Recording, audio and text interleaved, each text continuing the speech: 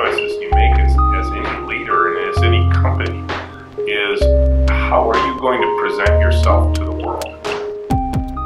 In my late 30s, early 40s, and around about that time, I was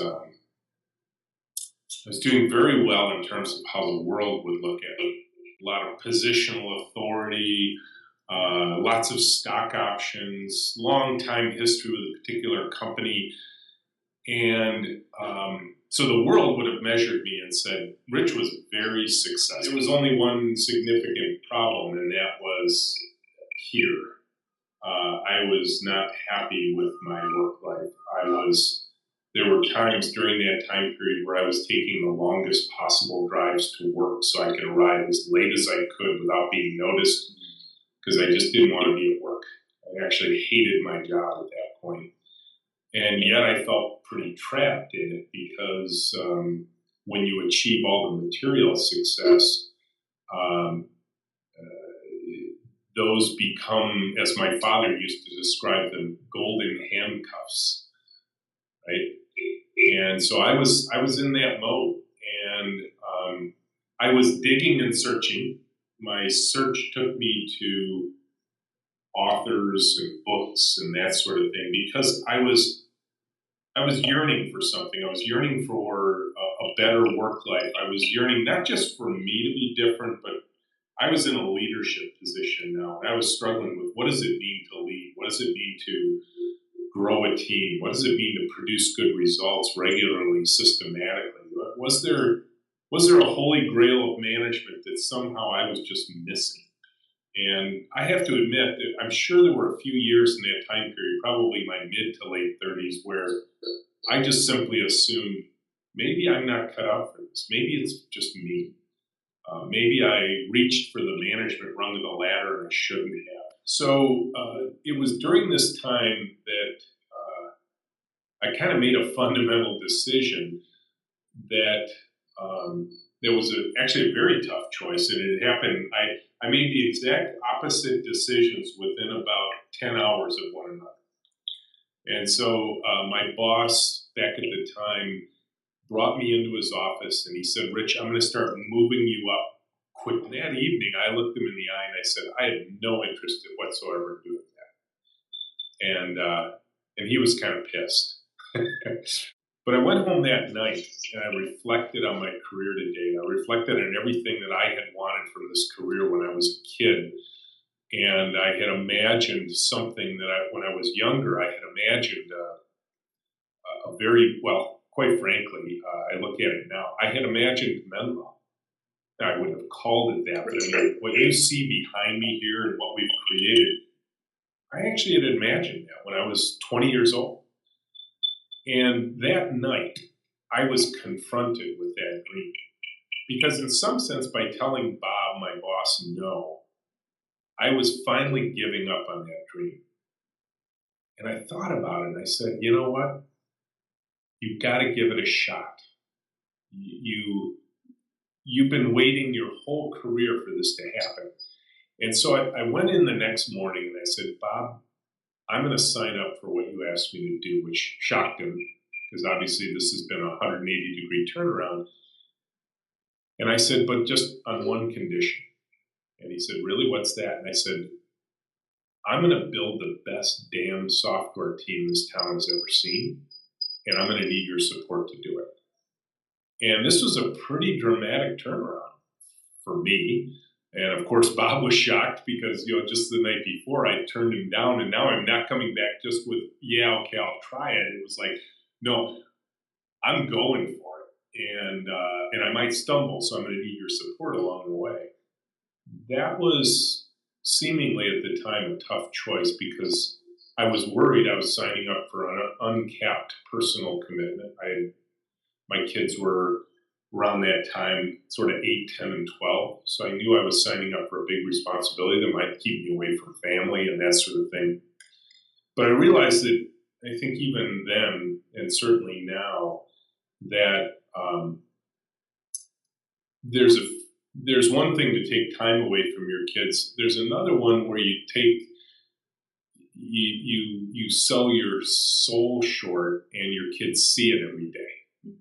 And then you become that guy that just comes home and complains about work every day. And I thought about, what message would I be delivering to my kids if I sold my dreams out short? And so that was the moment of beginning for me. And this was 1997. I really didn't have any idea exactly what I was going to do at that point. And within 4 years, everything had changed. It was fairly dramatic change. And I remember one time, and I think this is the point of the whole thing, is in the midst of the big change that I had made at my old company, this is before Menlo came around, I had significantly changed the culture of the organization I was in at this point. I had created Menlo inside this old 30-year-old tire public company. And one of my programmers, Dave, came up to me and he said, Rich, I can't imagine how you took the risk you took. He says, because you had no idea this was going to turn out this well when you started. He says, where did that come from? And I smiled and I said, actually, it was pretty easy, Dave. And he said, really?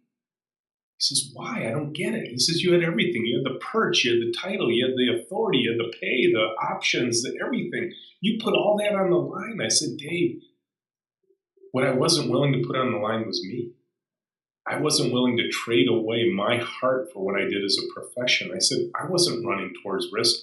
I was running away from risk. And I think when I made that decision, that choice of deciding that this was actually running away from the risk of losing, I mean, I was 40 years old at the time. I had another 25 years to go in my profession. I knew I couldn't do it. It was the toughest choice I made back in those days. I personally believe that I'm chasing the thing that I was made by God to do. But I can also say it's just in my DNA. It's my makeup. And I've learned over time, as probably many of us do when the wisdom gears start kicking in, that to pay more attention to my heart than my brain, to pay attention more to my stomach than my other senses. I think one of the tough choices you make as any leader and as any company is, how are you going to present yourself to the world? What's your beacon message to the world? And 4 years ago, roughly, we chose joy as that beacon message. It had always been there. That message was always there, but we never led with it. That was never the first thing out of our mouths when we started talking about it. And I have to admit, I was a bit convicted by Simon Sinek's video when he says, start with why, tell the world what you believe. People don't buy what you do, they buy why you do it. And I listened to that and I'm like, yeah, he's right. And so I started leading with the joy message. Well, you might imagine on the very, very first day that I led with that message, it was a pretty vulnerable moment, right? People looked at me funny. They're like, Rich, why are you talking about joy? We're here to hear about this crazy software design and development practice you have, and 2 people on 1 computer in a big open room, and automated unit testing frameworks. I mean, you could drill down to all the various hows we have here. And there I am talking about joy. And very quickly, I had to figure out, do I really want to do this? Do I really want to place that bet? Do I want to place a bet on something as seemingly, squishy and namby-pamby as joy? And so maybe the first person I had to sell on the joy message was me. But it so resonated with me. And it was interesting to see the effect it had when I started sharing this message with the world. They started beating a path to our door. You can't step away from that once you've done it. I can't go to the team tomorrow and say, just kidding, done with joy. We're back to fear. Fear's better, because they've all bought in, and the people who've joined have bought in, and our customers have bought into the message. So that felt then, and I might even say even a little bit now, as a big risk. It's vulnerability, I guess, is maybe what I'm feeling, because we signed up for something pretty big there. It's kind of freeing, actually. So what decisions are we making today that fit into joy? So I think perhaps different than saying, well, this decision takes priority over all the other ones that involve running the business. I think it's more of saying it's the great sorting hat for our decisions. Does this decision go to Joy or does it go to Gryffindor or Slytherin? And so I think that, and it also allows my team to hold me accountable personally for this, because they can come back and say, so Rich, you did that. What does that have to do with Joy?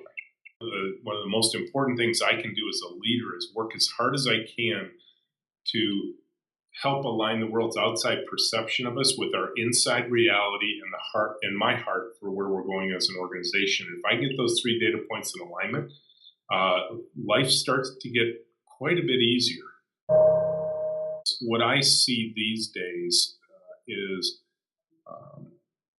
an important incongruity that we're wrestling with as a society, and it's around this term millennial, reflecting on the time period that these millennials grew up in. Many of them, if our formative thoughts were around, the assassinations of John F. Kennedy, Robert F. Kennedy, Martin Luther King in the Vietnam War, theirs are around 9/11 and the great economic meltdown, 2 disastrous wars, and we never saw anything happen that badly in our homeland since then. The world's become, for them, kind of a scary place. And I think because of that, I see a depth of,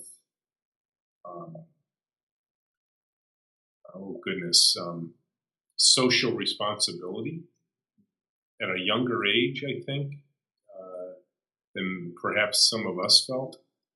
And if we learn to tap into that with our teams, I think that'll be one of the most important things we can do for the future of work. I think as we evolve, one of the things we pay a lot of attention to is how we interact with each other.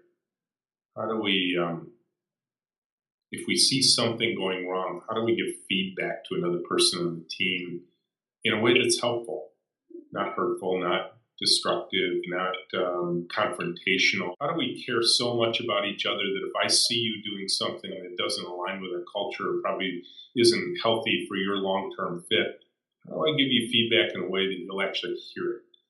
And I think we are continuing to work on that.